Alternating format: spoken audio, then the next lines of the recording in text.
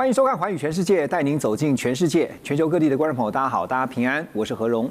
两岸大事国际焦点深度剖析，打开视野。透过 YouTube 上的朋友，请您帮我们按赞、订阅加分享，动动手开启小铃铛。也欢迎您告诉我们在哪个城市打卡收看。当然，欢迎大家多多的留言表达您的观点与意见。好，来欢迎今天来宾。首先是淡江大学战略所助理教授马准威老师。何荣哥好，各位观众朋友大家好。另外是台科大机械系助理教授黄忠仁老师。何荣好，各位观众朋友大家好。以及美国共和党前亚太区主席方恩格 Ross。大家好。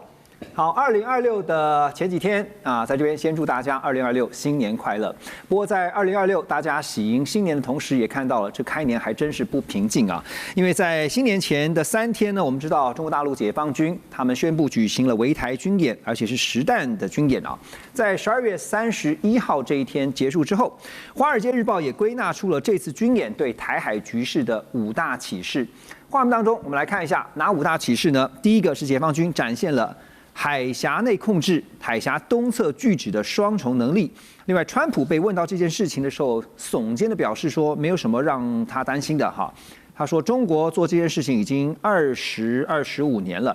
第3点就是有意图警告美日不要插手台海议题的信号。第4点是台湾军方启动了快速反应演习，部署机动飞弹车，还有爱国者飞弹。海巡署跟海军也紧盯着共建动态，而且在内部这个台股还逆势上涨。第5点呢，就是模糊演习跟开战的界限要特别的注意。另外还有一件新闻呢，不知道大家有没有注意到，就是在年前就是美国的前国安顾问 Jake Sullivan 在他就在接受访问的时候，他说，2022年的8月，美国众议院的议长 Pelosi 访台所带来的代价远大于益处。解放军发动的环台军演，还有这次对台海周边的作战环境呢，在 Pelosi 访台之后这个出现了很大的改变，而且这个负面大于正面，到现在为止这个变化都没有办法恢复到过去的状况。确实是如此，在 Pelosi 访台之后，我们知道了海峡的中线这样的一个定义呢，其实你会发现这个战机常常就是飞越中线这中线已经变得非常模糊了，没有中线的存在了。但马老师，你先带我们来看一下因为《华尔街日报》它是5点的分析，对，我们怎么看？我觉得如果从股票来，这个还是持续大涨这可以看得出来，就是对台湾民众来讲，好像他打他的，我活我的，好像变成一种感觉有点脱钩对，有点脱钩。所以他的这个军事演习的这个威慑，对于台湾民众来讲，我觉得是在下降大家好像有点温水煮青蛙。但是我觉得在这个比较严重的问题是在这个现状的改变上面，就像刚刚主持人提到，戴维斯线现在没有了，这已经是好几年的事情，在3年半里面举行过7次的围台军演这海峡中线的概念渐渐消失。可是我觉得这一次的这个正义使命比较麻烦的是，它有划设的这个演习区进到我们的这个领海基线里面，就是在恒春南边这边那其实你从联合国宪章这个第2条第4款来看的话，这件事情对于一个正常国家来讲是不可以存在的，也就是它违反联合国宪章。那什么时候才会合乎联合国宪章？就是台湾是中国的一部分的情况底下，这个台湾的领海就是我的领海，它才有可能这样划设。那这个划设事实上它有很强的法律意涵，这个意涵就是它会让现在台湾的领海，第一个越来越受到压迫，第2个在国际上面如果没有人提出这个反抗或者是抗议的话，它会渐渐变成一个现状。所以我觉得在未来的中共演习，我相信它会越来越包夹，因为过去的7次围台军演，你可以看到这个趋势，就是它划设的演习趋势越来越像台湾内部内缩。我问一下，越来越包夹，就代表着台湾能够反应的时间越来越短了。对，但是它在做法上面，因为它有一种僵固性，就是它只要往前推，它就不可能往后退，因为它的施压是要让你觉得越来越强，所以未来可以预期它应该还会再往内缩。可是这个内缩现在已经到毗邻区，就是24海里，它未来有可能会进到12到24海里，这个会很尴尬。那也就是说，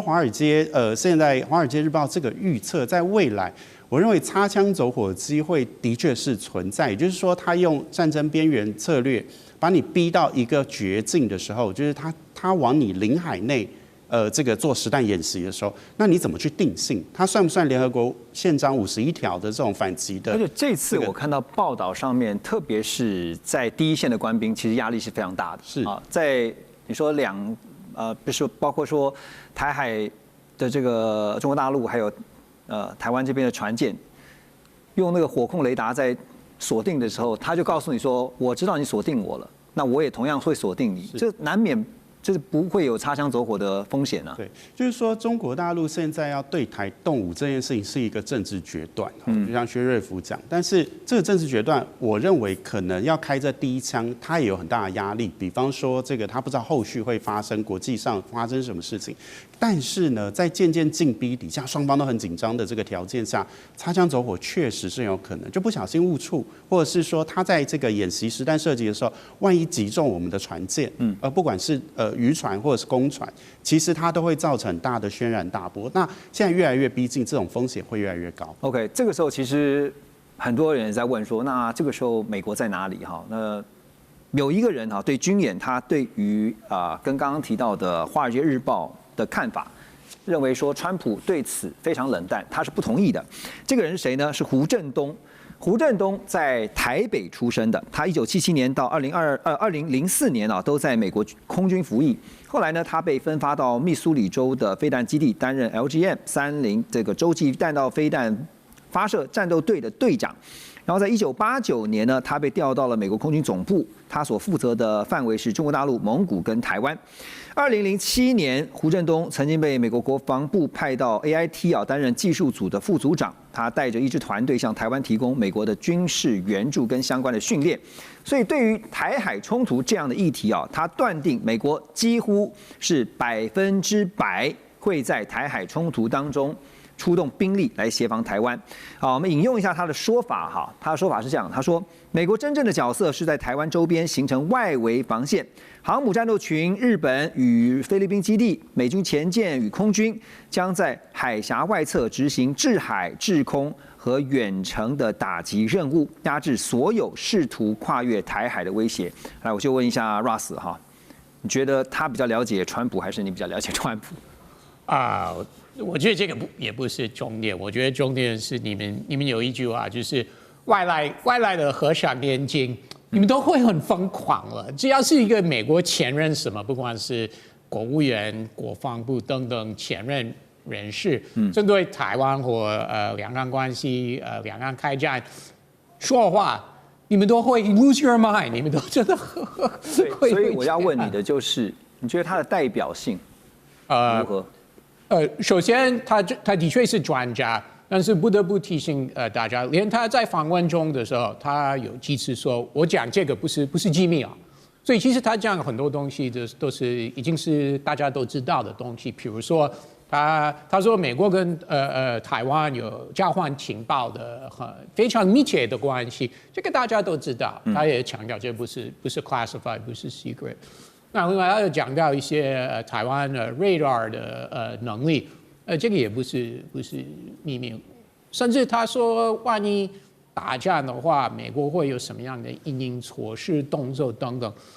我们都知道美国本来就有相关策划，的确是有，不管是美国印太总部那边或战争部在华府那边都有这个策划。但是重点是，而且他也不知道，我也不知道，我们都不知道是时任总统会怎么决定，这个才是重点。所以美国的确是有完美的plan， 那日本也有，那不一定日本或菲律宾会加入，但是都有相关的 plan。那问题是我们还是不知道美国总统时任总统，不管是川普或以后的总统，这是重点是战争开始的时候，万一真的有这个决定权。100%是时任美国总统，对，就看到时候是谁当总统嘛。那现在的话是川普嘛。如果在2年内会发生类似的状况的话，以现在这个逻辑来看的话，他认为是川普是会出兵协防的。我可以这样代表吗？很难说。川普每次被回答这个问题，他有一个义务回答的方式，他都会说我不说，我不回答这个问题。是。那有一次他接受访问被问到这个问题的时候，如果真的发生战争的话，那我就会克中国东西150甚至200%的关税。但是他没有说美国会派航母或会有军事动作。对，所以我在这2天看到有一个相关的报道，就是说呢，胡振东会这么讲，就代表后面其实有一些support 他的这个力量。我完全没有，这个我不同意。我觉得不管是 AIT 美国在台协会或国务院、国防部、战争部、白宫、国安会等等相关单位。他们不会这样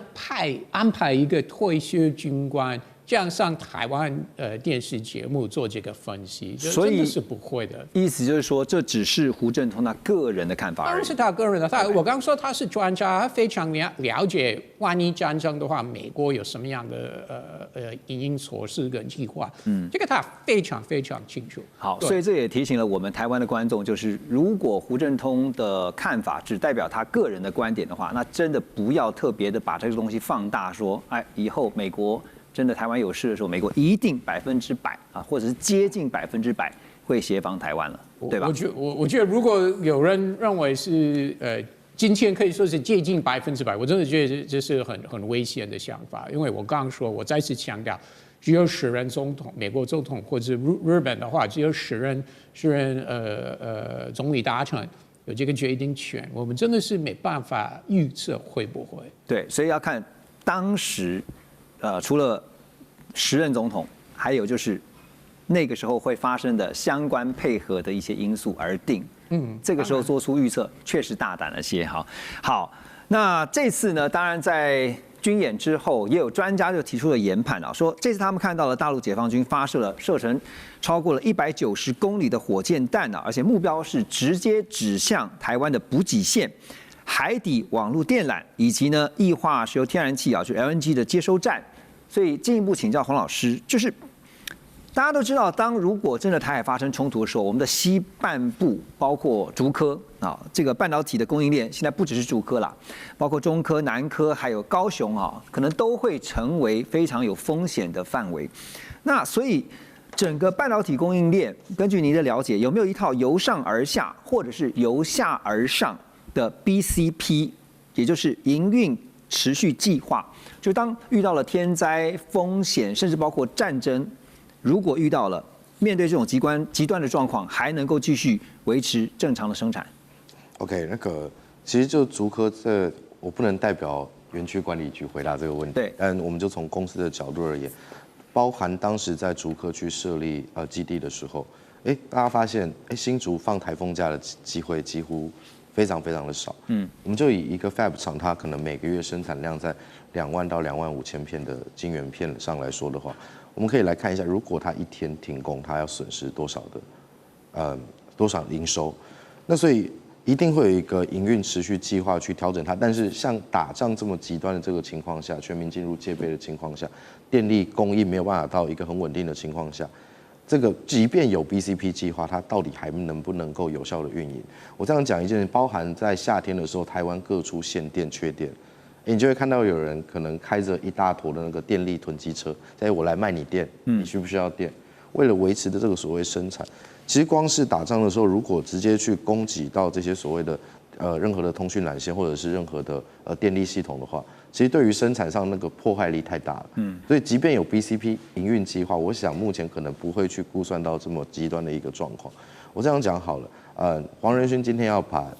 高阶晶片出给中国，那他库存不够，那现在谁能来帮他完成这个晶片？我说，这个算盘打得挺好的，那我就再来一个演习打掉，然后结果辉达违约交割嘛。中国两手赚，我不知道，我就不会有这样的事情发生嘛？他们还是会先希望拿到他们的东西。不过您刚刚点到了能源这个关键的议题啊，就是说，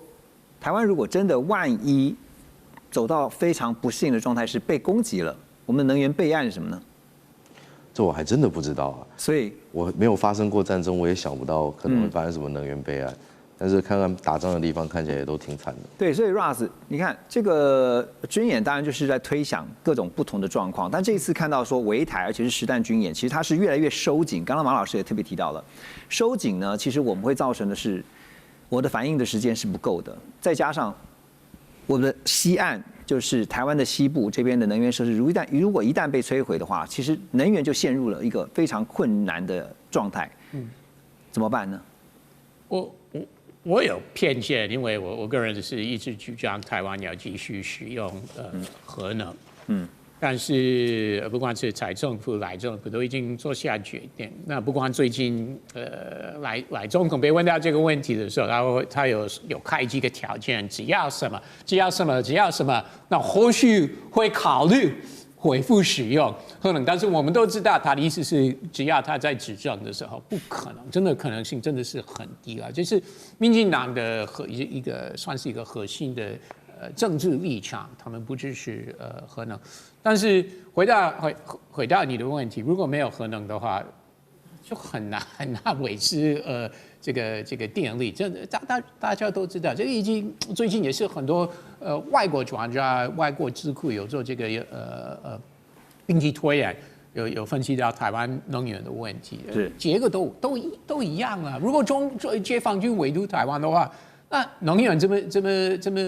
进口来台湾？对，我很同意 Ross 的观点因为其实之前我们在聊 AI 工厂建制的时候，能源也是一个很大的问题。那现在会遭到战争影响最大的是大型电网被攻击。没错。那有没有办法集中在小型工厂用的分散式小型核电电网？去攻击工厂作为一个应急措施，可能是一个折中的紧急备案。但是我补充一句话，如果真的是战争的话，不管电力怎么样，生产工厂还在的话，问题是战争一开始没有空运跟海运，所以几十工厂还能营运的话，你的东西没办法输出到国外，除非有一个可能就是地下化吧，但是我们没有这样的规划。而我要问的原因就在于说，我们都知道能源是痛点，可是呢，有没有针对这个痛点去思考，或是已经有在执行的可能性的替代方案？我们先休息一下，马上回来。好，新年一开始呢，现在各国都在思考这2026这一整年怎么样能够制定自己的国家整体战略。而对中国大陆来讲呢，拼出海会是其中之一。中国大陆海关的最新数据显示，11月份的电动车出口年增87%，那其中出口墨西哥是暴增了2367%。是非常高的那到19344辆，冠居全球。亚洲年增71%到11万61辆。那欧洲年增63%，然后拉丁美洲年增283%，也很可观。中国大陆出口到欧盟的电动车年增是39%到25700多辆的这个电动车。小鹏汽车执行长何小鹏因此表示，产能过剩将会加速中国大陆的汽车，特别是车企洗牌。所以呢，他认为未来10年中国大陆将会只剩下7家主要的车企能够幸存下来。而中国汽车工业协会的统计则是显示，新能源车1到11月这个销售车价呢，现在平均来看呢是人民币10万多元到15万折合台币是48万到67万最多。其实这样听起来是很便宜的，而且这样的一个占比呢，还是占整体的23%所以将近是1/4左右。最大车企比亚迪也开始降价，所以让这个价格战呢越打越激烈，造成中国大陆的国内供应过剩的情况越来越强。所以现在如果是以外销来舒缓内卷的这个策略我先请教马老师你觉得可以撑多久？其实我觉得这个是就是用外销来消化内卷，应该是一个市场趋势的必然那会撑多久？事实上，我觉得可能还可以撑蛮久。我举个例子2024年这个1年的电动车在全球卖了1700万辆，到了2025年的时候就增加到2200万辆，就是也就过去1年里面，全球的电动车市场增加了29%，到2030的时候估计是3900万辆，也就是说全球的市场它是不断的在扩张跟成长，而且速度非常快。那我认为在这个中国开始电动车大幅开始成长是2006到现在20年，也就是阶段性任务已经完成了，就是靠中国大陆市场养起这个主要的几家10家的最大的全球最具竞争力的电动车厂，这个阶段任务已经完成，所以接下来就整并。就现在中国大陆内部大概有100家有登记的电动车的公司，但是在未来的10年应该会剧烈淘汰。我认为可能7家是太夸张，但是也许剩个20家、30家，真的是整并在一起。对，这是一个资本主义的必然，它会让大的人越来越大。然后，但是问题是，这些最主要是它的，像比亚迪，它毛利率有到18%，这是非常高哦。那也就是说，它在国际市场是有竞争力的，也就是它在内部的确是在萎缩。可是接下来看的是全世界的电动车成长，所以我认为外销来解决它内卷的问题，大概是一个必然的道路，而且这条道路看起来在2030年之前应该都有非常大的机会。所以就是我们常常听到那个规模经济啊，当你这个够大的时候，其实你就可以 bargain 的那个力量就更强啊。那你怎么看2026？就是因为提到说中国大陆现在特别是在电动车是全力拼出海啊，整个产业的战略，如果我们从宏观一点角度来看的话，它现在的问题是美国市场它推不动，因为美国2024年开始科中国的电动车是100%的关税。欧盟是克了35%，可是欧盟还在成长。那它的主要市场现在会往新兴工业国家，比如说拉丁美洲，比如说亚洲国家。它的就是还有包含像墨西哥这种成长非常快的国家。那我觉得它的市场战略是往这些方向走，反而是我觉得美国它这块市场应该就放弃了，因为美国有自己的特斯拉，他也不会想跟你买，那他又用关税来保护他国内产业，所以我觉得他在策略布局上面应该会往这个全球南方国家这个生根，或是持续的往这些市场拓展。OK， 提到了欧盟哦，其实也有一个数据很有趣，2025年欧盟、英国还有 EFTA， 就是欧洲自由贸易协会地区。中国大陆制造的汽车销量啊，已经超过了70万辆，远高于2024年的40.8万辆。虽然说欧盟呢后来开始实施额外高达就是刚刚提到的35%的关税哈，但是中国大陆制造的汽车销量还是不断在飙升。这个 Auto News 就报道说呢，进口到欧洲的中国制汽车当中，大约有2%。只需要缴纳标准的10%关税，但在欧洲进行的本土制造还是很少见。那也就是什么意思呢？搞了半天，欧盟的关税对于像油电混合还有内燃机啊，就油电车油车这些只需要仍然只需要缴纳基础的10%的关税。那35%呢是只针对电动车而已啊。所以有人就会问了，说关税就欧盟寄出了35%，可是为什么感觉上好像是不是给了中国大陆制造的油电混合车非这个电动车，它是油电混合的，就留了一个后门？怎么看？我觉得欧盟对这个问题其实本来是有一些不同意见，因为还是有很多团体环保团体等等是非常支持改为全部电动车。那当然。有些政治人物也是很支持，但是也有政治人物要保护本地企业、欧洲的汽车制造企业了。所以不管怎么样，不管短期之内一些相关政策有出入的话，有一些不同调等等。但是中长期的政策，我觉得是非常非常清楚，他们对中国的电动车还是会课高关税，为了保护他们自己的企业，所以我真的觉得中长期不管是贸易障碍，就是高关税，或者给自己企业好大的补助，或给我们一般消费者买电动车的补助等等。他们还是会保护他们自己的企业，真的会，他们不管怎么样，不会让中国电动车在他们自己的欧洲市场超越他们自己的汽车行业，这个也是不可能。有一个现实问题 ，Ross， 我继续请教，就是因为先前我们知道发生了安氏之乱呢，就是这个车用晶片，就是才知道原来这么的重要。那后来也看到最近。就是在2025最后的一个月，我记得没错的话，欧盟也把原先他们设定说要在2030吧，啊，全面就是用电动车这样的目标往后延，因为他知道他必须有一些问题，实际的问题必须解决，所以合并在一起看，我们现在讲到说油电混合车这个部分，目前还是克10%，那只有电动车是克35%，所以他们自己也在做调控，是这样子吗？这个问题有3个字来解决：台积电。欧洲在等台积电加码投资就好了。你说是欧积电是吧？对，因为本来在美国投资65 billion， 后来川普上来就再加100 billion， 对不对？那台积电已经答应在德国设厂，跟这个德勒斯登那边欧洲公司合资了。但是说实在，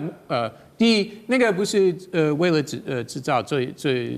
领先、最新的科技，都是为了比较老旧的、比较成熟的科技，对不对？而且都是为了提供给汽车业。所以真的有必要的话，那就等台积电同意在欧盟那边加码投资就好了。但是这个当然是需要时间，不是今天决定，明天盖厂，后天就直产。这个的确是一个过程。但是我可以有100%的信心，在这个节目今天预测以后台积电一定会在欧盟那边，不管是德国或法国、意大利。还是会加码投资，一定会。OK， 好，因为这个就牵扯到接下来我们要聊的是车用晶片啊，因为车用晶片其实不像一般像更高阶的，像我们现在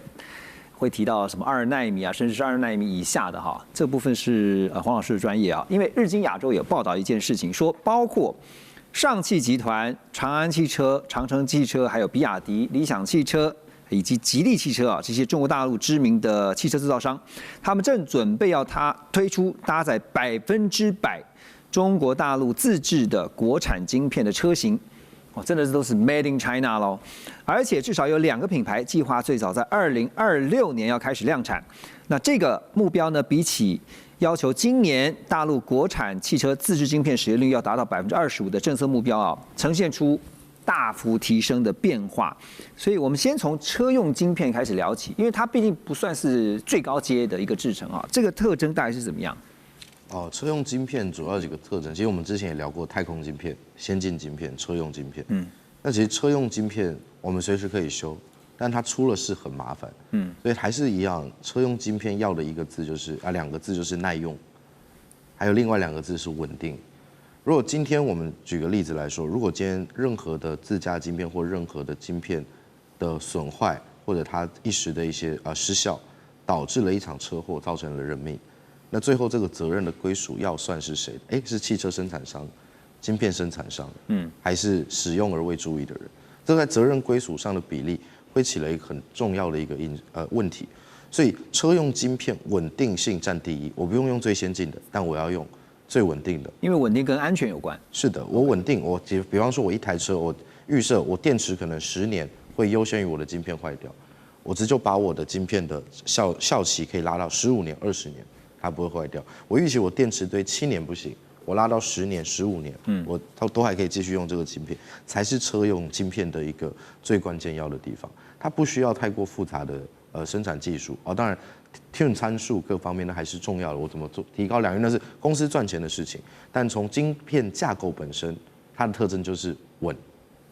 所以老师怎么看中国大陆现在它终极的目标是100%自主生产，就是它的车用晶片不受制于外人，它的机会跟挑战是什么？我觉得中国之前我们讲过，它就算它要开发 AI 晶片，也是时间的问题，就是可以靠人去堆叠。那车用晶片我们把它拆2个范畴嘛。我们拆初级的可能一般的 MCU 控制器，然后甚至到一般的那个能源管理单元，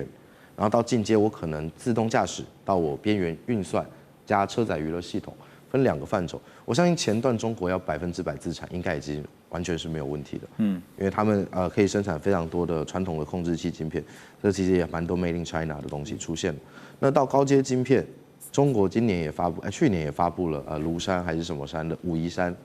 武夷山是红茶，他们的那些比较先端的晶片，所以中国100%制造他们国产车用晶片的速度，我相信可能不会太久。所以他说是已经具备了，绝对是有的。对，但是它可以有多少的产能跟产量去供应它所有市场里面的车用晶片，这个我不知道。但如果他们只是说我要拿出一台100%国产车用晶片造出的车，我相信中国在短时间内是有实力把它全部做出来。OK， 所以这又回到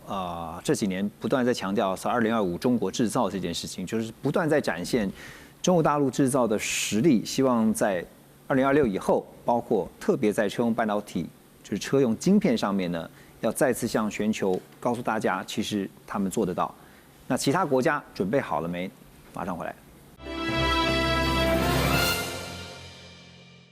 欢迎回来，环迎全世界。说到了晶片科技，当然我们知道台湾台积电啊，这个最近他们在官网的技术页面上面更新了一行文字，大家睁大眼睛去看，到底改成什么？上面文字是写着说，台积电2奈米技术已经按计划于2025年第4季开始量产。好，那这是台积电呢第一个采用全环绕闸极奈米片啊，就是全环绕闸极是 GAA 啊，这个奈米片电晶体的制成节点，而在新结构中，这个闸极完全包覆由堆叠水平奈米片形成的通道，几何构造呢是能够显著的提升电磁控制力，来减少原本这个漏电的问题。那同时呢，缩小电晶体的尺寸，增加电晶体密度，也不会牺牲效能或者是功耗的效率。另一方面呢，台积电1.4奈米制成的这个工厂的地基工程，在2025年11月初也已经正式开始动工了，量产目标的时间是定在2028年。好，所以二奈米哈，我们科普一下，就是大约是头发直径的10万分之一。黄老师，这个我们提到了2奈米啊，甚至说2奈米以下哈，未来还要攻1.4啊，在研发上要突破的这个技术门槛是什么？就这个问题其实很有趣哦，就是其实 GAA 或者是 MBC Fab， 就三星提出的架构，其实都讲了有一阵子。那真正做出来，并不是在研发功夫上的突破，而是在制程上有一个很明确的突破。那这跟台积电的战略很有关系嘛。那我们今天要做到2奈米跟1.4奈米，那最大的要求是什么？它不要漏电，希望它不要漏电，但是做到这么小尺度的时候，就像你的隔音材料很薄，你的声音就很容易穿过去，你的能量很容易穿透过去。在原子尺度的这种漏电上，就是来自这种穿隧行为。那台积电可以做到在制程上技术的突破呢？最重要的在于它可以做到原子级尺度的精密的加工跟制造，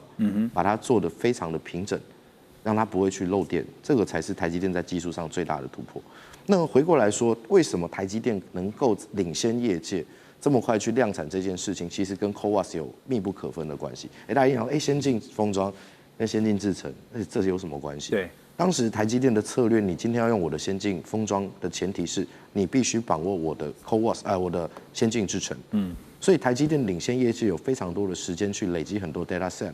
然后去做它的 coordination， 它做出它全部的象限表之后，它就可以很快的在制程上去提高良率，达到量产的可行性。这是台积电在整体策略跟研发的功夫上，我觉得最大的一个突破门槛。那您觉得2奈米在量产以后哈，因为现在看起来是指日可待的，而且是应该不会太久。如果真的进到了2奈米量产的一个状态之后，全球半导体的格局，就是半导体的竞争格局会变成什么样子？其实最后它可能会开始变成某项特定的某几个专项元件，有某几个特定的公司去做。因为今天2奈米制程甚至14A 这种制程，它是属于国家级建设，国家级建设型的一个半导体制程策略。那这个东西并不是单一一个小公司它就可以去完全支撑起来的。那这样子的制程规划下，它会瞄准几个比较大方向的，尤其是现在最主要大家去看到 AI 这个部分。那至少在 Silicon 在矽跟锗的这个体系之下，我相信它至少走5年、10年甚至15年都是没有问题。那接下来会在这个战局杀到白热化的时候，也许其他就要转型去做其他半导体材料方面，在架构上做更多的提升，因为毕竟这个材料在物理可能已经走到某一种极限了。那在工业的角度上，就是继续去拼谁可以更分工细作的把东西做出来。那另外一个策略是怎么在材料跟物理极限上进行更大的突破？对，这我们讲说台积电，其实台积电现在在除了专业的研发不断追求突破以外，哈，这几年大家知道，因为地缘战略的关系，所以呢，现在所有的厂商都得考虑地缘政治，特别是国际政治、国际关系。好，那我们就来看一下台积电在全球的布局啊。2奈米量产呢，它的重点是在新竹宝山 Fab 20厂。那新竹宝山的 Fab 20厂呢，也已经进入了生产阶段啊，预计每个月会有2万到2万5千片的产能。那1.4奈米的这个制程新厂呢，是在中科。根据韩国媒体 Digital Daily 他们的报道说，3奈米制程呢会在 Arizona 的工厂提前将近1年投产，1号厂呢将会在今年就是2026的第4季开始4奈米制程的量产，2号厂呢在2026年第3季要开始安装设备，目标是拼2027年实现3奈米制程量产的目标。好，当然这个台积电。他们承诺，因为之前大家看到川普跟魏哲嘉2个人在白宫开记者会哈，那台积电也承诺说，在美国要建立一条稳定的生产线，甚至现在看到了他们是提前做到的。而且最近媒体也有一个报道，我记得是商周，台积电的供应商啊也特别在讲一件事情，就是说未来呢，不管是材料也好，设备也好，你必须要超过一半，就是在50%是一定要美国制造的。好，所以 Russ。目前台积电告诉大家，2奈米是留在台湾，是告诉大家说，大家不用担心，先进制程还是在台湾，就算在美国的也都是2奈米以上的，好，不是最尖端的，是要让台湾的民众放心。你怎么看呢？台积电跟川普美国政府之间的斗智？请问台湾谁很放心这件事情？因为过去几年，每次政府不管是谁，前经济部长郭哲辉或别人说，将来什么什么时间，1年、明年什么时间，最先进的晶片不会在 Arizona 制产，然后后来已经调票几次了，不是吗？所以我相信所有的台湾人都知道，这个是一个 moving target， 就是说，就迟早的事情。迟早最先进的科技还是会在美国制产。从另外一个角度来看，只要是今天的最先进科技，美国会坚持，美国会需要说，那是今天的最先进的科技，必须要在美国制产。就是在美国一定要比照办理有一套。美国不管怎么样，美国会继续向台湾政府跟台积电施压说，只要是你最先进的科技、最先进的晶片，那你一定要立刻。那当然立刻不是明天，但是美国会坚持你最先进的科技还是要在美国制产。所以以后台湾也没办法继续说，我放这个承诺说，将来几年最先进的科技不会到美国制产，不可能，美国永远不会满意，美国会继续施压。好，但是在海外设厂这件事情啊，其实它并不是说在像是这个开 7-Eleven 一样，好，在台湾这边 OK 的话，到了美国那边立刻就可以马上啊，设备、人力全部都可以找来以后，就立刻开一家分店。因为它是晶圆厂，它不是像开小七一样这么的容易的，所以如果今天台积电必须要先说服美国政府，特别是说服川普哈，在未来接下来的2年，他要让川普知道没有那么容易啦，他能怎么样让川普知道这确实是不容易的事情呢？那当然，美国是不容易的事情，盖工厂需要一段时间。但是台积电不管是在台湾、日本、美国、德国盖厂的话，其实我们都知道，他们速度是相当快，而且通常他们是比原来的 schedule、比原来的时间表还提早。盖好工厂，因为台积电这方面真的是非常厉害，经验非常丰富。毕竟他们已经在台湾盖那么多工厂，硬体 OK， 那软体在工厂他们真的知道怎么做。对啊，硬体 OK， 软体呢？人才人的部分呢？其实我觉得这个应该问黄老师，但是我觉得这个人才的部分是涉嫌到一个不能公开说的秘密，就是说你问100个台积电工程师最聪明、最厉害的工程师，好，你要选择，你将来10几年要继续在新竹、台南、高雄工作，还是你要搬到 Arizona 住在美国，小孩可以变成美国公民，至少拿到绿卡？不能说。你想在新竹还是去Arizona？对不起，我知道台湾观众朋友可能我说这句话，有一些人会不满意。但是你可以这些台湾作为优秀人才，这个选择谁不想去美国了？黄老师补充一下，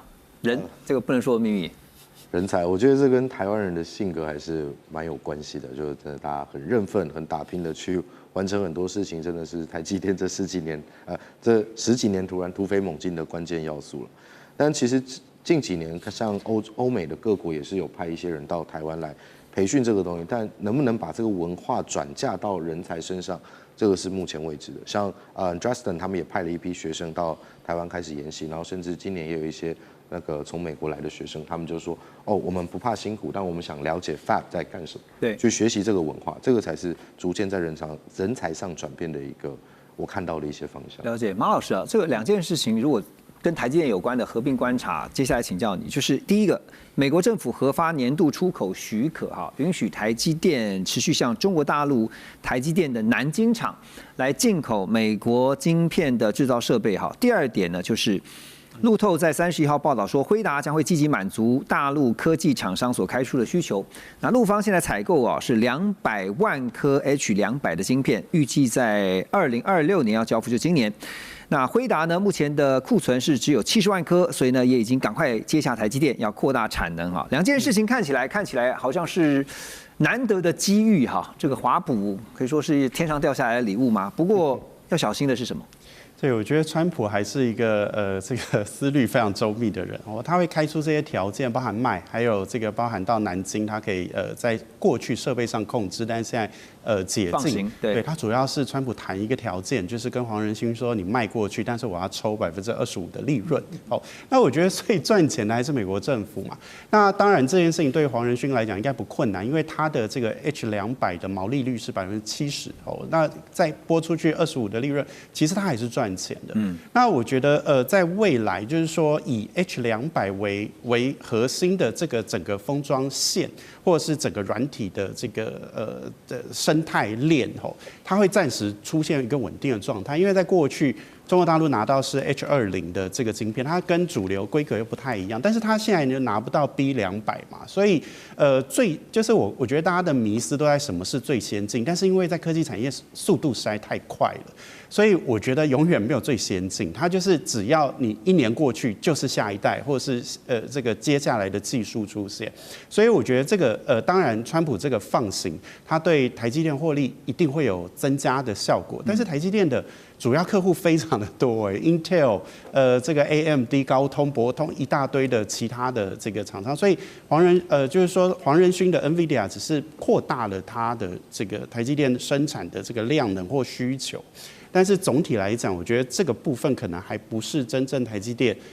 就是最赚钱的部分，或者是说非得要靠这个赚钱，但是一个利多。对，所以真的，因为再加上接下来的未来几年都会是 AI 的浪潮所以你可以看到是科技厂商几乎大部分应该都是稳赚不赔的。等一下回来还要告诉你，稳赚不赔的还有一个职务就是美国总统。马上回来。欢迎回来。我们常说中美竞争的架构是永远不会改变的，而竞争呢，人才是关键的。在谈人才之前，我们先来看一个最新的统计，跟财富有关的，是彭博亿万富豪的这个指数最新的指数显示，全球前500大富豪在2025年财富成长达到2.2兆美元，总资产呢攀升到11.9兆美元，创下历史新高。当然，这个细究原因主要是受惠于川普在重返白宫之后的政策利多，以及人工智慧热潮持续推升科技巨头的股价。比如说，像甲骨文的董事长 Larry Ellison 呢，他还有包括像是谁呢 ？Elon Musk， 总共有8位超级富豪，他们就将近包办了近1/4的总增幅。而彭博也指出，其实赚钱的不只是这些科技大亨包括川普本人，还有他的家族。他们的家族财富在15个月内激增大约70%，总净值达到68亿美元，年增了2.82亿美元。那像川普呢，包括大家知道2025他推出了包括像是自己命名的迷因币，然后呢创立了加密货币平台，以及呢持有川普媒体集团股份这真的是很会投资，而且是多元的投资组合啊。所以 Ross 川普真的很会赚钱啊，也让大家知道说，其实当美国总统蛮好的，因为可以赚很大。价值的确是2025年赚很多钱，对，但是川普会说，我没有加入任何这个家族企业的决定，都是交给儿子来经营。国会在两院参议院、众议院在共和党手下的话，他们也不会调查。那所以对于这个川普来讲，赚的不是我，可是是我家人，那不就是一起的吗？但是目前没有什么后果，所以他们像投资什么，不管是虚拟货币，我最近他们也投资一个核能公司了，所以他们真的是扩大他们的这个版图啊，各式各业。但是真的目前是没有什么后果，所以为什么不做？所以对川普来讲的话，其实你会发现他好像是一个多角化经营啊。他除了做美国总统以外，他还可以多元投资，然后用政策上面的利多。他会说不是我，是我儿子，不是我。当然他会说我是100%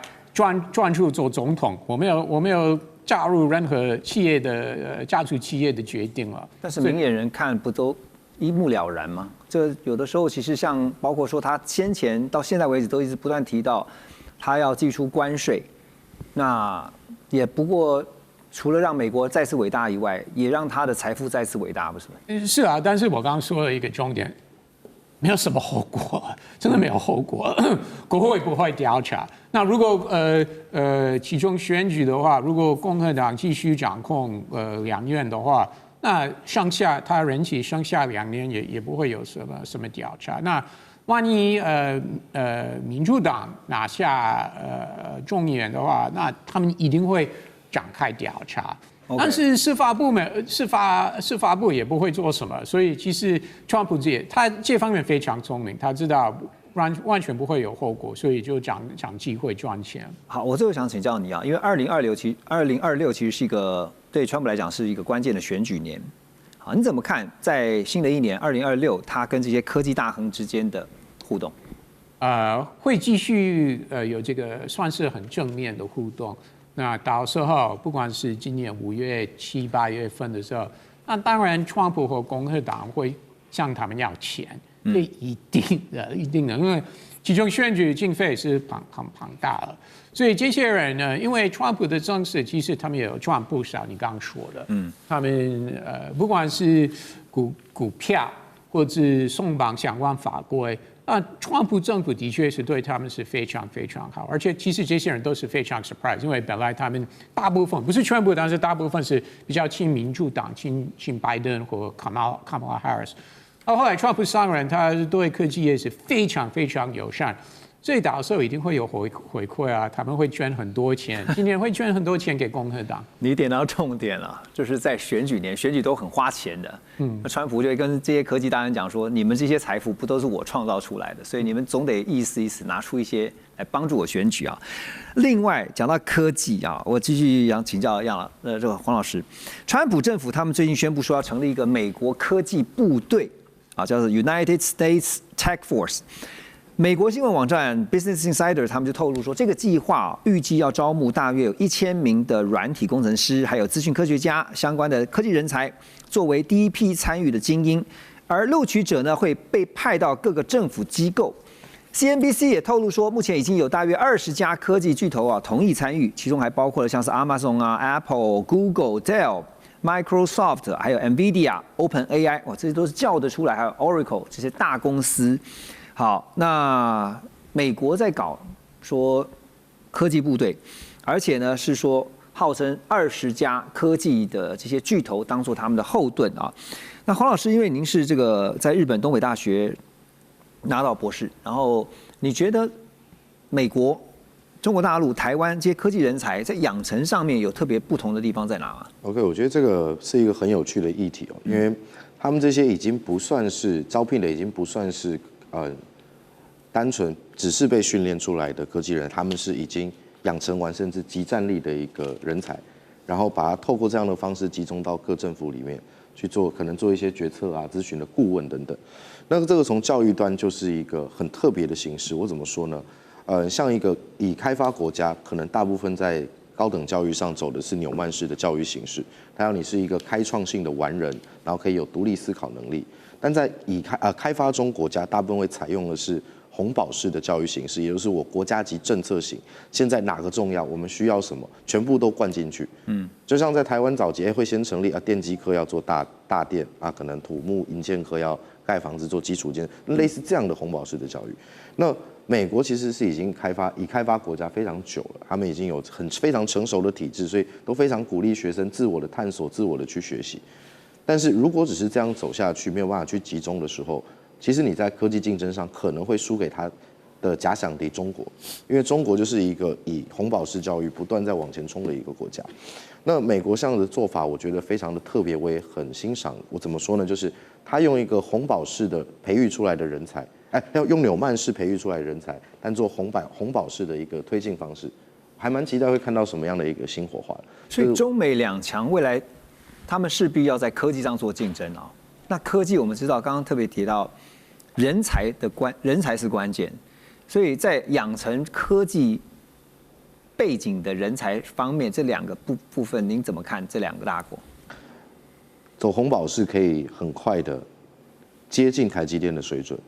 但走纽曼式它可能会花比较长的时间，但它有机会做出一个突破性的人才培育。这个其实还蛮关乎整个国家到底想发展的是一个什么样的方向，未来整个走向怎么去做，在科技人才上的培育才能够做一个比较好的定锚。OK， 好。另外还有一个有趣的话题啊，就是除了比拼科技之外呢，现在我们先前也提过，像包括稀土也好，还有包括原料药也好啊，那这跟药界有关啊。白宫在2025年12月初，他们宣布呢，跟9家大型制药公司达成一个协议，要降低民众的处方药的价格，其中包括了像安静啊、必治妥施贵宝，还有呢百灵、佳音格汉以及基因泰克等等的制药公司。